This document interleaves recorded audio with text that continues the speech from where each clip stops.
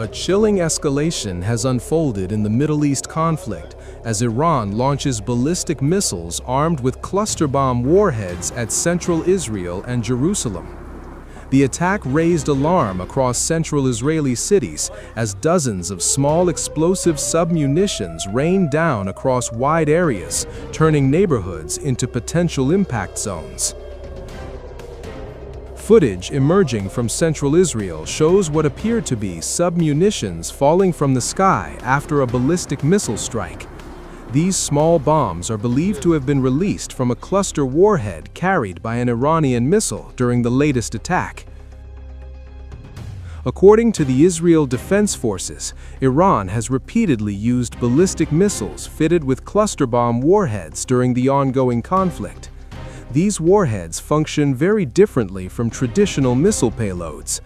As the missile descends toward its target, the warhead opens mid-air. It then releases roughly 20 smaller explosive munitions, scattering them across a wide radius, estimated to be about 8 kilometers. Each of these submunitions contains approximately 2.5 kilograms of explosives. Once released, they have no propulsion or guidance systems of their own. Instead, they simply fall toward the ground, detonating on impact wherever they land. Military officials say the design dramatically expands the danger zone of a single missile. While each individual blast is smaller than that of a conventional missile warhead, the spread of multiple explosives across a large area increases the risk to civilians and infrastructure. In comparison, Iran's conventional ballistic missile warheads typically carry around 500 kilograms of explosives. Those warheads are capable of causing devastating destruction at a single impact site. But cluster warheads operate differently. Their objective is to spread explosive force across multiple locations simultaneously, creating widespread disruption and increasing the unpredictability of where damage may occur. During the latest Iranian attack, Israeli military assessments indicate that only a small number of missiles were launched in the salvo. However, the use of cluster munitions meant that each missile potentially produced dozens of separate impact points. Missile fragments and submunitions were reported to have struck several areas across central Israel. Israeli police say the impacts caused damage in multiple locations.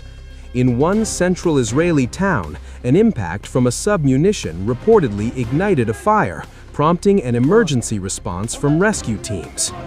Air raid sirens had earlier sounded across Tel Aviv and surrounding areas as the missiles approached.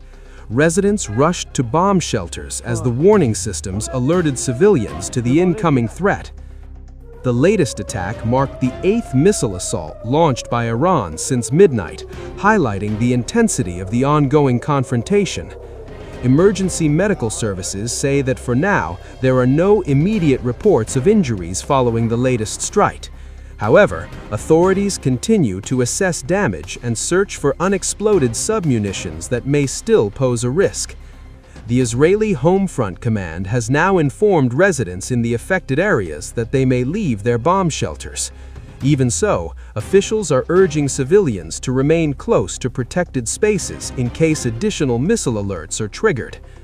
Footage captured at one of the impact sites shows debris scattered across the ground, believed to be fragments from a cluster bomb submunition. The weapons may carry smaller explosive charges, but their ability to spread destruction across wide areas makes them particularly dangerous in populated regions. For now, the skies over central Israel have fallen quiet again.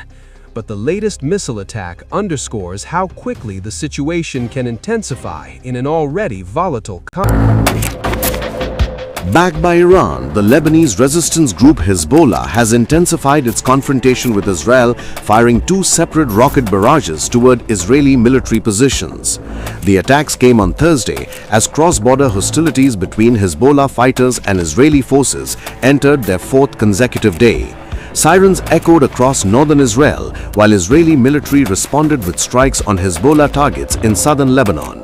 The first barrage was aimed at Israeli positions in the Al Jalil Panhandle, while a second followed at targeting a facility operated by Rafael Advanced Defense Systems, a major Israeli defense contractor located south of Akka.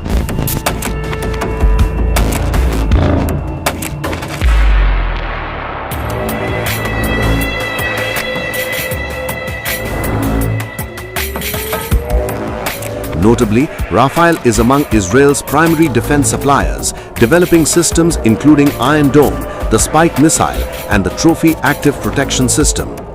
Thursday's strikes followed a broad wave of Hezbollah operations on Wednesday that targeted several significant Israeli military and defense sites deep inside Israeli territory. Among the locations targeted were the Ein Shemer airfield near Hadera, which houses Arrow anti-ballistic missile batteries and Green Pine radar systems, the Iron Dome radar array at the Kiryat Eliezer Air Defense Base in Haifa, the Tel HaShomer military headquarters southeast of Tel Aviv, Haifa Naval Base, Ramat David Air Base, and the headquarters of Israeli aerospace industries in central Israel. On the Israeli side, its forces have struck across southern Lebanon, the Bekaa Valley, and Beirut's southern suburb, killing more than 10 people according to reports. Ground clashes were also reported along the border, which was confirmed by the United Nations, which reported UN peacekeepers in southern Lebanon said they had seen and heard clashes as more Israeli forces moved across the border.